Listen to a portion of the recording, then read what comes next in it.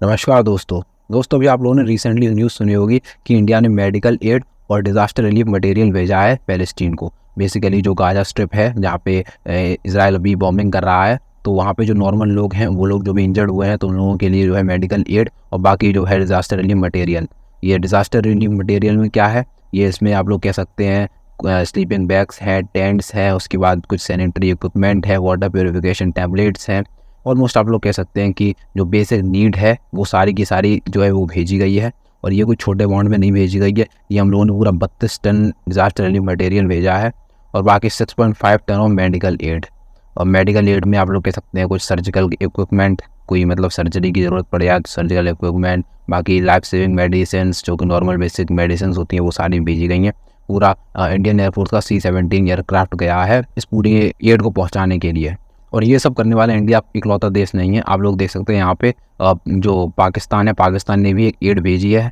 खैर मैं पाकिस्तान नहीं कहूँगा, पाकिस्तान ने एड तो भेजी है, एक जो पूरा आर्टिकल है वो भी पब्लिश हो गया है। पर यहाँ पे आप लोग देख सकते हैं कोई भी ऐसा कोई रिवील नहीं किया है कि कितने टन ऑफ रिलीफ भेजा है, मतलब कितने टन ऑफ मेडिकल एड भेजा है, ठीक है, डिजास्टर रिलीफ मटेरियल कितना भेजा है, मतलब क्वान्टिटी इन लोगों ने नहीं दिखाई है इसमें।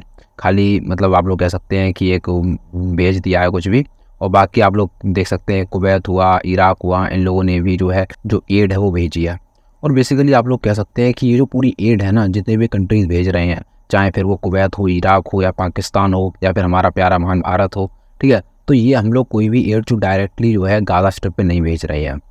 ये जो पूरी एड है वो बेसिकली जा रही है अल अरिश एयरपोर्ट पे। अगर मैं आप लोगों को दिखाऊं अल अरिश एयरपोर्ट कहाँ पे है, तो ये देखिए, ये है पूरा अल अरिश एयरपोर्ट। यहाँ पे आप लोग देख सकते हैं ये इजिप्ट के अंदर है, ये इजिप्ट का पूरा बाउंड्री है यहाँ पे, ठीक है। तो यहाँ पे आप लोगों को एयरपोर्ट देखने को मिलता है। और बाकी अगर ये यहाँ से जाएगा फिर मतलब यहाँ पे एयरक्राफ्ट लैंड होने का फिर बाई रोड ये जाएगा ये राफा क्रॉसिंग पे। देखिए राफा क्रॉसिंग की बात हम लोगों ने पुरानी वीडियो में कही थी कि जो ये गाज़ा में फंसे हुए लोग हैं ये यहाँ पे आने की डिमांड कर रहे हैं, इजिप्ट में आने की डिमांड कर रहे हैं राफा क्रॉसिंग के ज़रिए, ठीक है। पुरानी वीडियोज़ हम लोगों ने बहुत बार इसके बारे में बात की थी, तो ये बहुत ज़्यादा एक नॉन वर्ड हो गया है आज के टाइम पे। बहुत सारे जो कंट्रीज़ हैं वो इसको यूज़ कर रहे हैं गाज़ा में एंटर करने के लिए, एक रिलीफ प्रोवाइड कराने के लिए। तो इसी के ज़रिए जो पूरी रिलीफ है, पूरी एड है, वो जाएगी गाज़ा के अंदर। अभी आप लोगों ने पुरानी वीडियोज़ में बताया था कि जो है इजराइल ने एक अनाउंसमेंट की है जिसमें कि करीब 11 लाख लोगों से नॉर्दर्न गाज़ा को खाली कराने के लिए डिमांड की है। ये देखिए यहाँ पे आप लोग नॉर्थ गाज़ा देख सकते हैं, तो यहाँ पे जितने भी लोग हैं वो यहाँ पे आए हैं, ठीक है, क्योंकि ऊपर जो है जो इजराइल है वो हैवी बॉम्बिंग कर रहा है, तो जितने भी लोग हैं जो इंजर्ड हुए हैं तो उन सबको रिलीफ की ज़रूरत है बहुत ही ज़्यादा। तो इसीलिए जो ये पूरी एड है इनको हेल्प करेगी। और रही बात इस पूरी वॉर की, तो देखिए अभी जो है आप लोगों को मैंने बताया था पुरानी वीडियो में भी कि जो टैंक्स हैं वो अभी बाहर खड़े हुए हैं, क्योंकि इजराइल का प्लान है टैंक्स को उतारने का नॉर्दर्न गाज़ा के अंदर। हैवी बॉम्बिंग के बाद अब जो है ये कह रही है कि जो कुछ पार्ट बचा हुआ है हमास का, कुछ जो बेसेस हैं वो बचे हुए हैं जहाँ पे इन लोगों के लिए कुछ इक्विपमेंट, मतलब एक तरह से जो खतरा है इजराइल के लिए, तो अब हम लोग टैंक उतार के वो सारा डिस्ट्रॉय कर देंगे। तो अभी टैंक नहीं उतरे हैं, तो इसीलिए जो ये पूरा पार्ट है अभी और भी ज़्यादा इसकी बुरी हालत होने वाली है। और अगर आप लोग सोच रहे हो कि सारे लोग तो चले गए हैं तो अब क्या बुरी हालत होगी, कुछ मतलब नहीं है, तो मैं कहूँगा देखिए 11 लाख लोगों का खाली करना इम्पॉसिबल है। 11 लाख लोग जो है वो पूरा नॉर्दर्न गाज़ा को खाली करके नहीं गए हैं। कुछ लोग जो हैं अभी भी इसी पूरे इलाके में हैं, कुछ लोग जा चुके हैं। तो जो लोग बचे हैं तो वो लोग एक तरह से उन लोगों के लिए भी खतरा है आज के टाइम पे। तो जब ये पूरा टैंक जो है एंटर करेंगे तो इन लोगों पर भी खतरा होगा, तो इन लोगों को भी खाली कर देना चाहिए। कभी भी कुछ भी हो सकता है इस पूरे मिशन के दौरान। और बाकी अगर आप लोग देखें तो पूरी वर्ल्ड मीडिया जो है इसी चीज़ पर टिकी हुई है। दुनिया भर की जो सबमरीन्स हैं और वॉरशिप्स हैं, चाहे कोई भी हो, तो वो सारी सारी इसी एरिया के आसपास जो है पेट्रोलिंग कर रही हैं। और एक न्यूज़ और अभी सामने आ रही है कि जो हमारे वाइस प्रेसिडेंट हैं, मतलब farmer vice president Hamid Ansari, तो इनसे पूछा गया कि आपका क्या ओपिनियन है जो पूरी ये हेल्प गई है पैलेस्टीन को।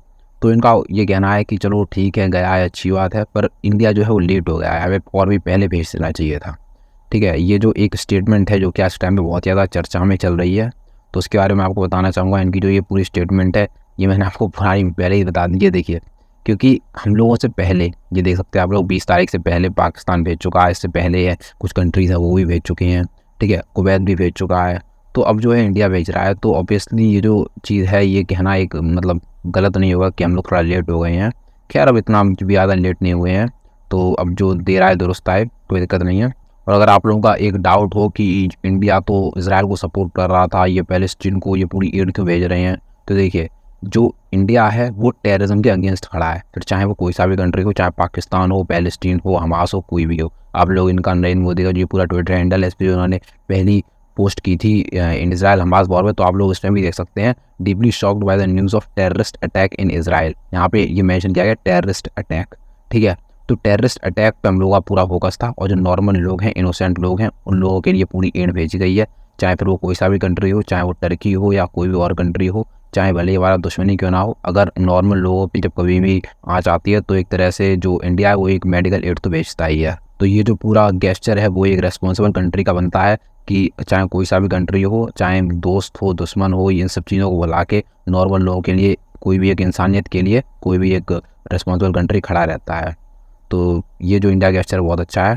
और बाकी अगर आप लोगों का क्या ओपिनियन है इस पूरे वॉर को लेके, सब कुछ, क्या आप लोगों को लगता है कि इंडिया सच में लेट हो गया है या फिर हम लोगों ने बिल्कुल सही टाइम पे जो है एड पहुंचाई है, लिखिएगा कमेंट सेक्शन में। और वीडियो पसंद आई हो तो वीडियो को लाइक ज़रूर करिएगा। ऐसी भी और वीडियोज़ देखने के लिए चैनल को ज़रूर सब्सक्राइब करिए। तो चलिए मिलते हैं अगली वीडियो में, तब तक के लिए जय हिंद।